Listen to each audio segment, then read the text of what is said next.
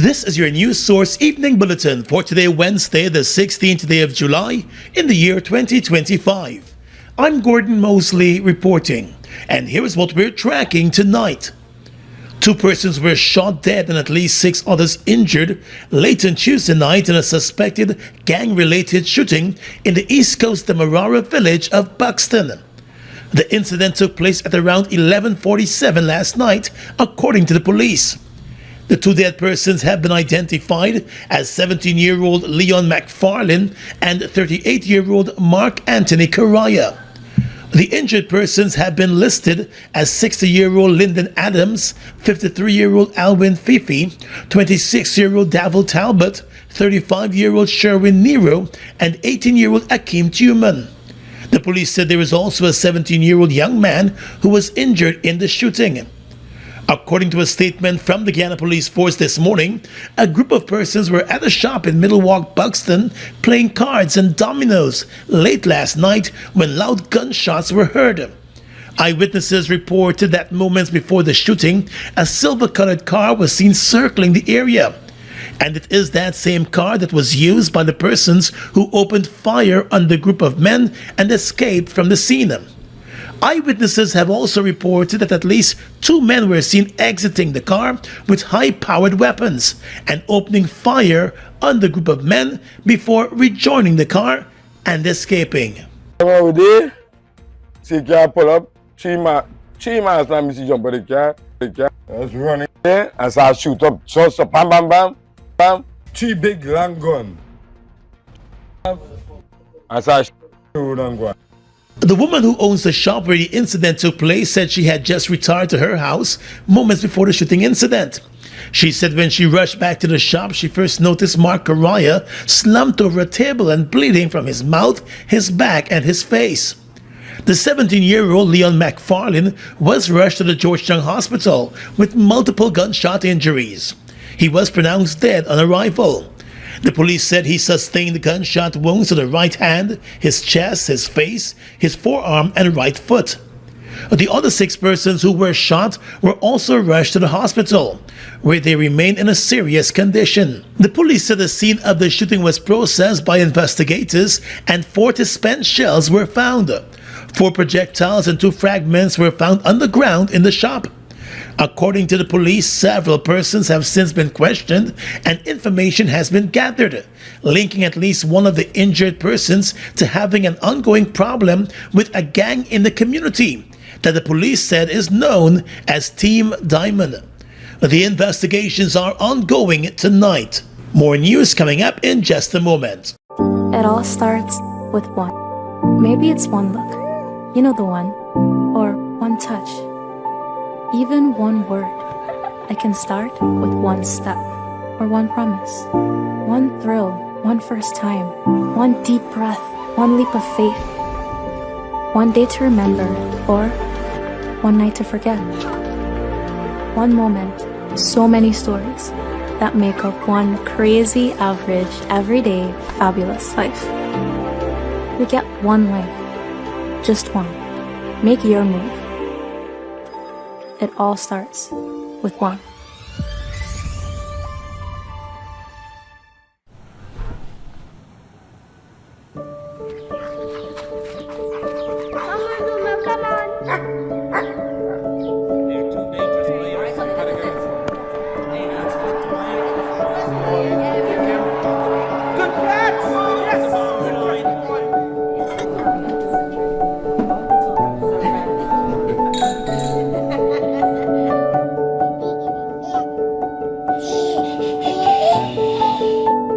Your own home is so much more than just 4 walls, floors, and ceilings. It's a lifetime of great memories and stories. Come talk to us and start your journey home today.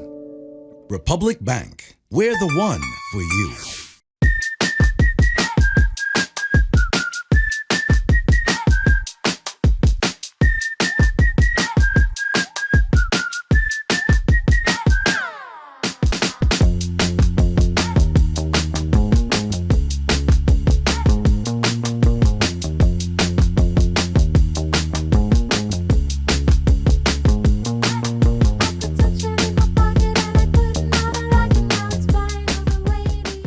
Let's jam. Pan Jam is back. Pan Jazz Concerts present Pan Jam in the Village on Saturday, July 26th at Park Rain from 7 p.m. Come out and witness Steel Pan Magic with live performances by Duke Ross, Guinness record holder Joshua Rebello out of Trinidad, Calvin Burnett, Nikita, Roy Stewart, Jesse Schultz, Ray Sparman, Clayton Daniels, Amjad Ali, and many more. Enjoy the Parkside Steel Orchestra and the Palm Groove Steel Orchestra as they clash and bring the vibes. General tickets are $8,500 and $30,000 for VIP and are available at all Massey stores nationwide and IBGL, Carmichael Street. Don't forget, Pan Jam, Saturday, July 26th at Park Rain. This event is sponsored by Absolute Vodka, Massey Distribution, Ministry of Culture, Youth and Sport, IBGL, Guyana Tourism Authority, Experiences, Pot Salt Events, and Gabriella's PR Consultancy.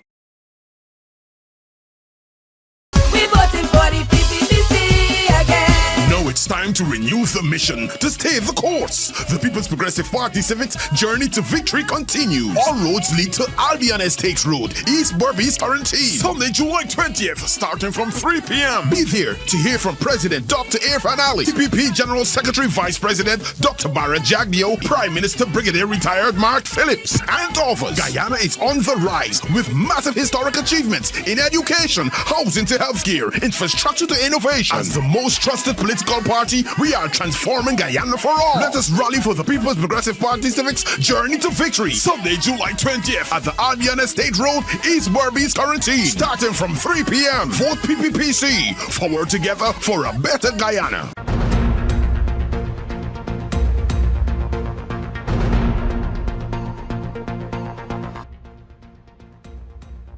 Offering a glimpse of his party's plans if re-elected for a second term, President Irfan Ali today pledged to bring down the cost of living, reduce taxes, fuel growth, and create more job opportunities for Guyanese.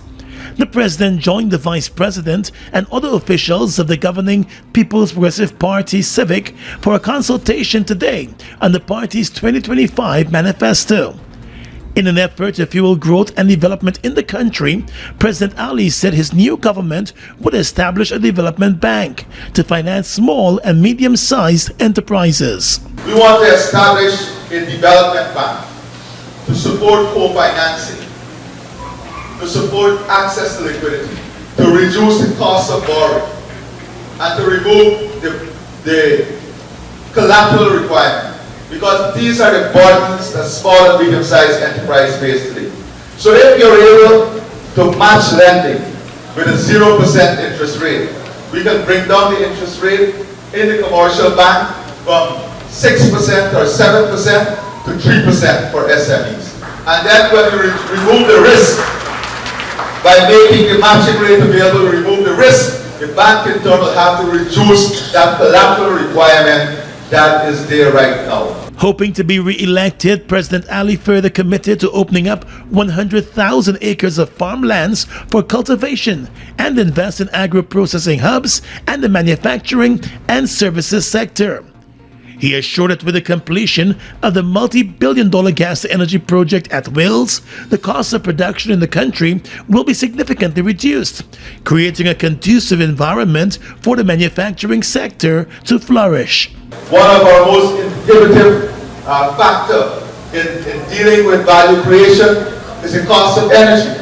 Today we are on the journey of resolving the issue of cost of energy. Once we have that low-cost energy, manufacturing, industrial development, agro-processing, and all of those opportunities will come on stream. Mr. Ali also said that should his party be re-elected, his administration would maintain a favorable fiscal regime, and as such there will be no increases in royalties, no tributors tax, and no value-added tax on heavy machinery, particularly those operating in the mining sector. In general, he's hoping to lower taxes, particularly the taxes on four-door pickups. We will have a special mechanism through which four-door vehicles, the four-door pickup, will come and lower taxes.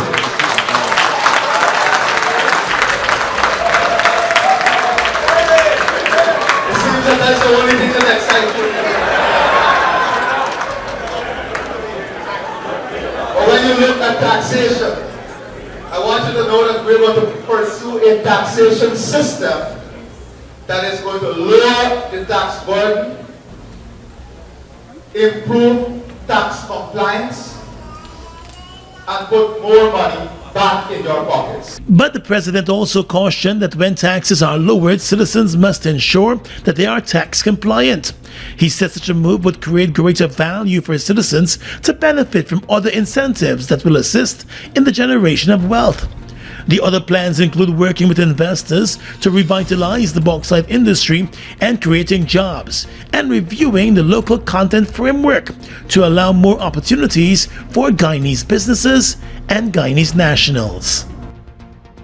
Well, as political parties begin to lay out their plans for the various sectors ahead of the upcoming elections, the Alliance for a Change released its education policy today. The policy, titled Fostering Innovation and Resilience in Guyana's Education System, sets out the party's plans to address challenges in the sector. According to the AFC, Guyana's education system continues to face major challenges, including low pass rates in key examinations and disparities based on geography, socioeconomic status, ethnicity, and class. According to the party, in the first 5 years of an AFC government, it will introduce interactive digital learning tools, reduce unnecessary subjects, focus on essential skills, and establish a skills training institute to train students in technical and vocational skills, with stipend and startup tools on completion. The party also said it will invest heavily in teachers and also hire more school psychologists, social workers, and offer salary increases. The party's 6 to 10-year plan includes doubling the salaries of teachers and ensuring that every teacher is licensed and certified through higher standards.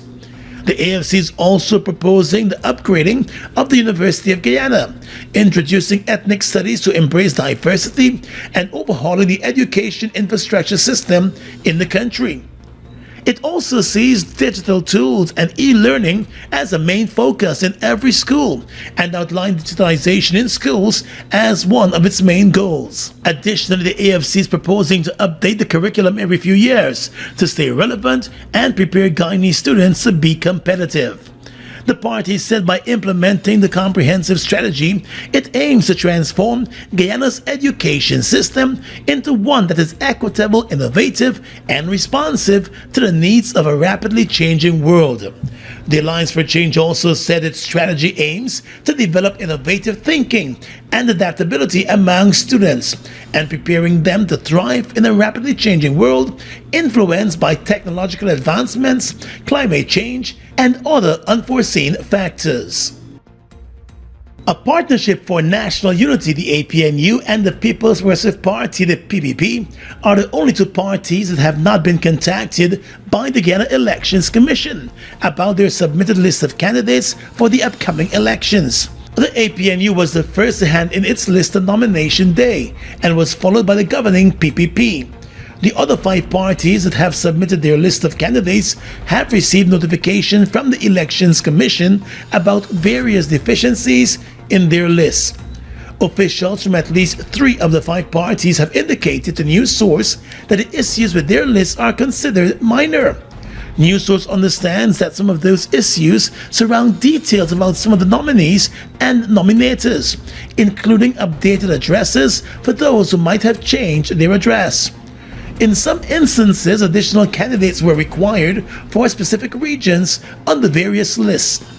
GCOM has indicated to the parties that they will have to submit the corrected lists by tomorrow, as it intends to give final approval to the list by Friday. Of the 7 parties that have submitted lists to contest the upcoming elections, 4 of them have indicated that they will be contesting the elections in all 10 regions. The 4 that intend to contest in all regions are the APNU, the PPP, the Alliance for a Change, and the We Invest in Nations Party.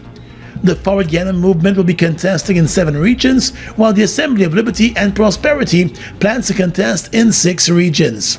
The political parties will have up until the 21st of July to indicate to the Guyana Elections Commission whether any of them intend to be part of a joinder list, which allows them to contest the elections separately but have their total votes added together after the elections. Radhika, unhand me. Radhika, you touch me on appropriationally, you know, Radhika. Nothing to laugh about 16. July 26th and 27th at the National Cultural Center. Me no want go Barbados because Barrett said it's not a flex. Tickets are $2,000, $3,000 and $5,000. Just a sexual harassment. Radical, loose me.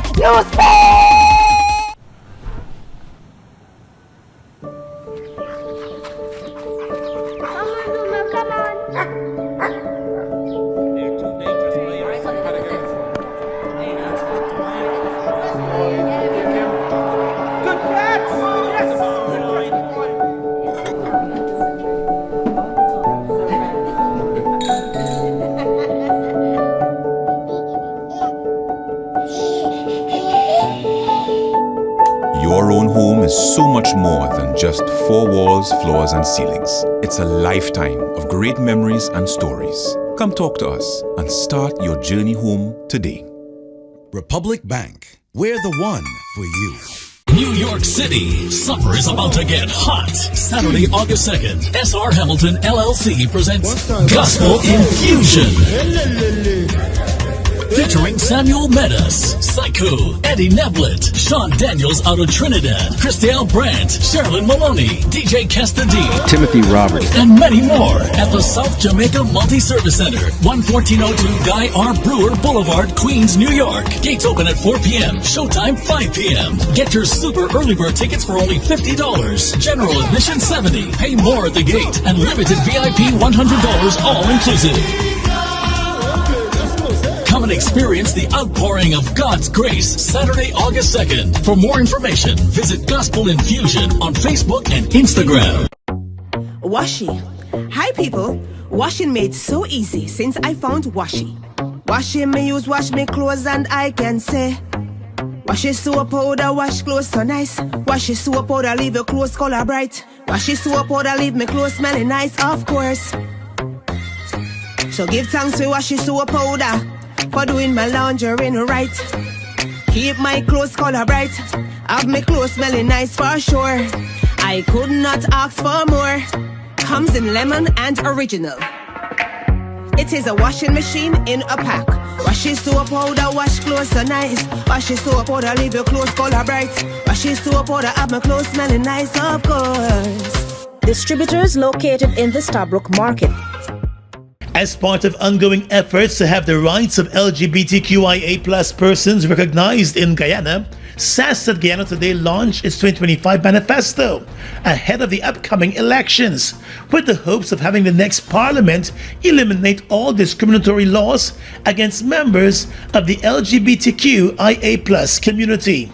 The manifesto, which builds on the success of the country's first LGBTQIA+ manifesto back in 2020, includes 10 priority issues that SASAT hopes political parties contesting the upcoming elections would incorporate in their own manifesto and deliver on once elected. At today's launch at Herdmanston Lodge, SASAT's Managing Director Joel Simpson said the manifesto is being launched at a time when there are increasing calls for the rights of LGBTQIA persons to be recognized and respected. LGBTQIA people and our allies are voting this year because we understand what's at stake in the 2025 general and regional elections. A strong majority of Guyanese people believe it's time for LGBTQIA people to be treated with respect under Guyanese law. And when we go to the ballot box on September 1st, we will be voting with our values. Simpson said 54% of Guyanese want the outdated laws criminalizing intimacy between men to be repealed, while 72.4% believe that workplace protections should apply to LGBTQIA+ persons as well. SASAT wants sections 351 to 353 of the Criminal Law Offences Act, which criminalizes same-sex intimacy between consenting adult men in private, to be repealed no later than 2026. We want the elected officials to repeal sections 351 to 353 of the Criminal Law Offences Act, Chapter 8:01, which criminalizes same-sex intimacy between consenting adult men in private. And we want that done by the end of 2026.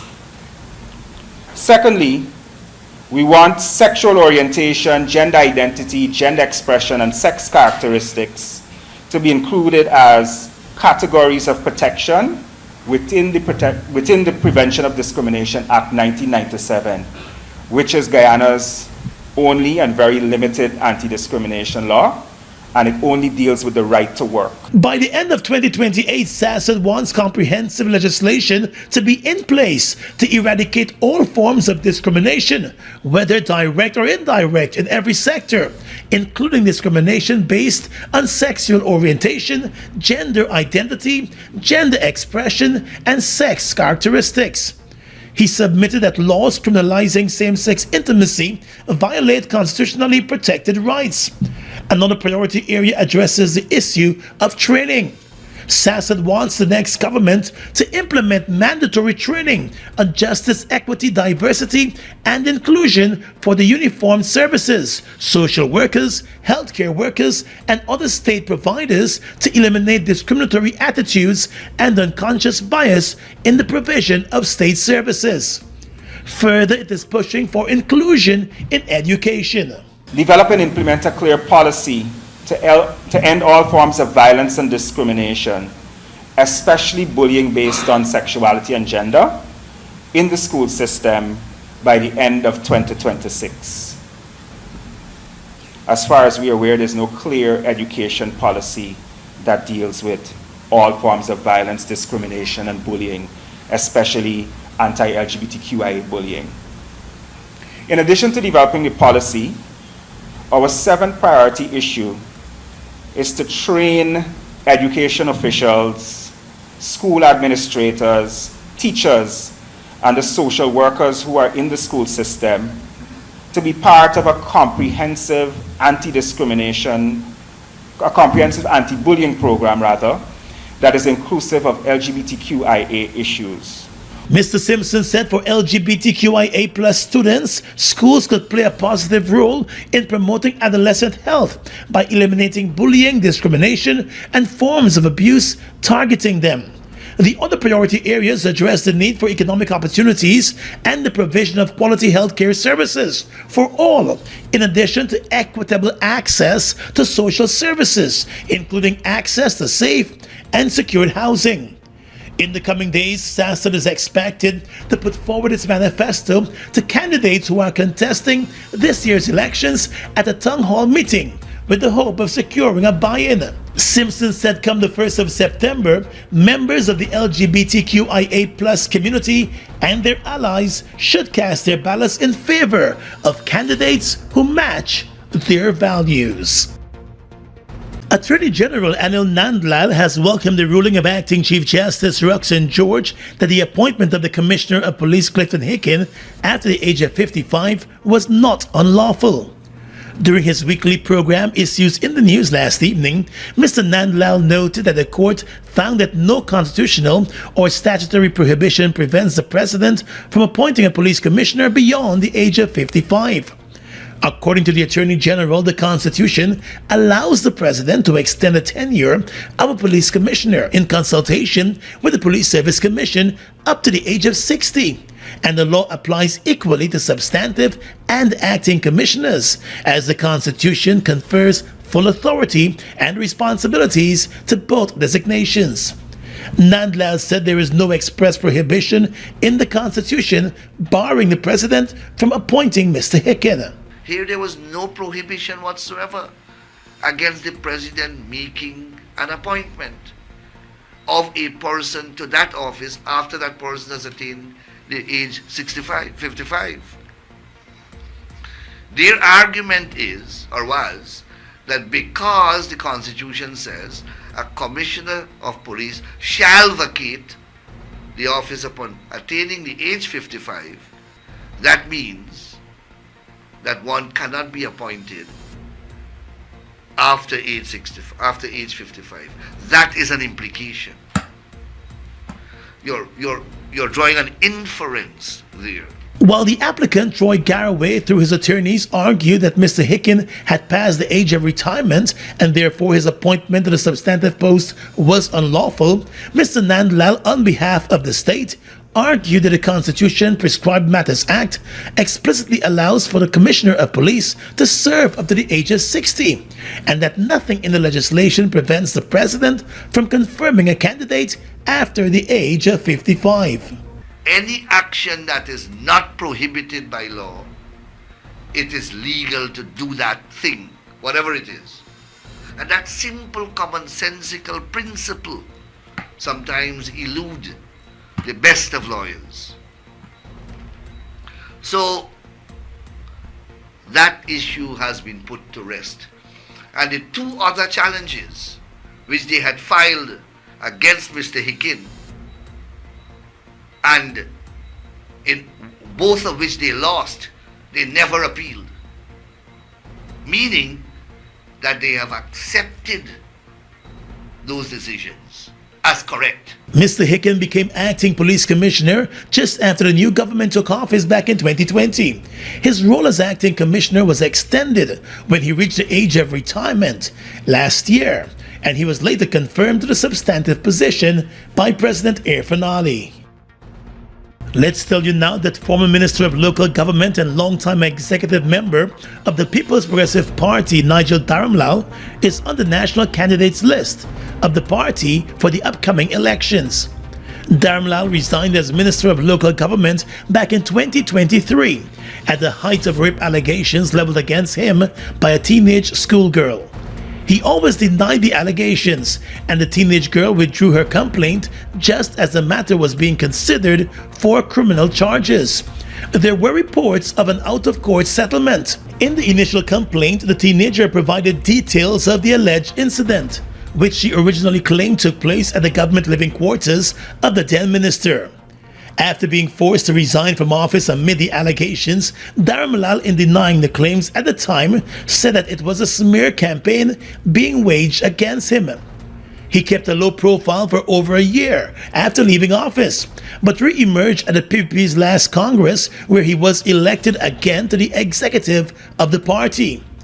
In the past few months, Dharamlal has been busy on the campaign trail as the PPP seeks re-election. While he was kept off of the main stage at the party's campaign launch last Sunday, he has been speaking at a number of small community and public meetings for the party's re-election.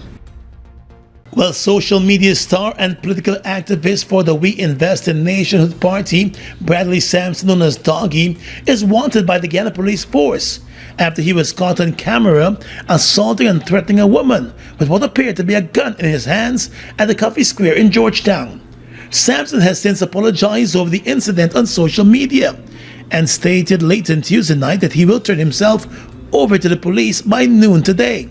He did not turn himself over to the police and is now expected to do so tomorrow. The Win Party has also distanced itself from his actions, with presidential candidate Azruddin Mohammed stating that the actions of Sampson are not in line with the values held by him or his party. He said he wishes to emphasize in the strongest terms that neither him or the party condone any form of violence, especially against women. In the video, Sampson was seen initially talking to the woman before they got into a confrontation, and he was seen hitting her while whipping out what appeared to be a gun from his waist and pointing it at her. The confrontation was reportedly over money that the woman was owed by him. In its wanted bulletin last evening, the Guyana Police Force listed a number of offenses that Sampson needed to be questioned about, including possession of a firearm without a license, threatening behavior, threatening language, assault, and possession of ammunition without a license. The police said its investigations are ongoing.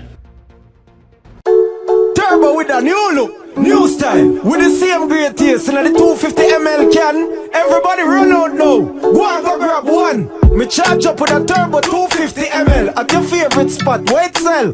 New look, new can, same vibes. Jinxing, energize up your life.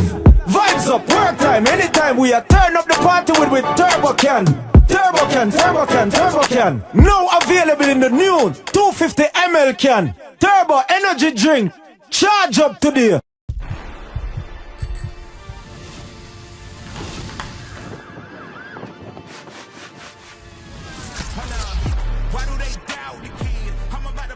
The Edge series comes alive this July in Guyana. 3 sporting disciplines, 3x3 basketball, table tennis, and criterium racing.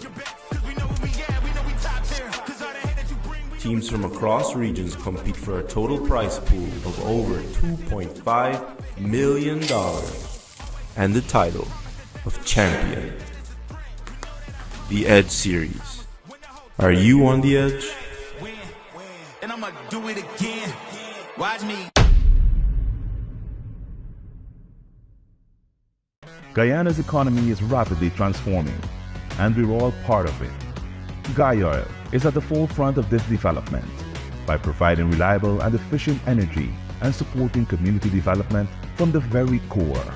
100% of Guyana's profit goes back to building schools, roads, and other important infrastructure that connects our cities and towns, providing fuel to domestic, marine, industrial, and aerial transportation. Guy Oil has now repositioned itself as a market leader in the petroleum industry, building a better future for all of us.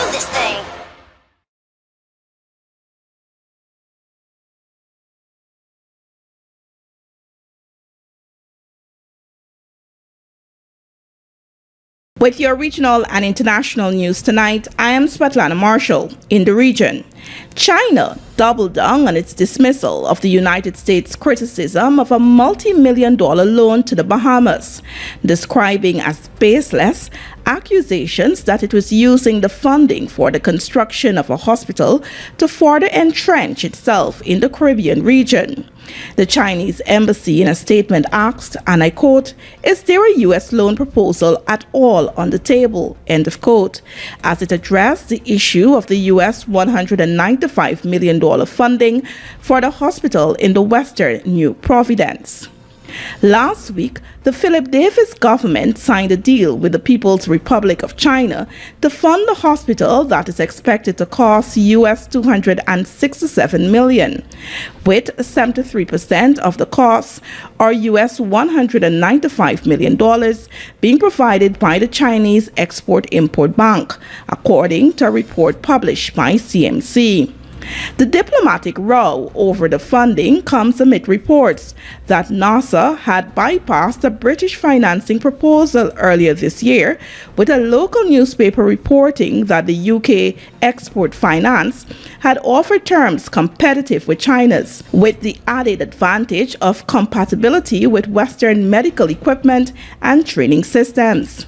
Director of Communications in the office of the Prime Minister, Larry Raming, is quoted as saying that the project was already too advanced by the time UK firms formally engaged, and reiterated the government's position that China's terms were very favorable. In a statement, the Chinese embassy responded to the allegations by Washington, saying that the loans account for only a small fraction of the Bahamas' external debt and do not come with political conditions.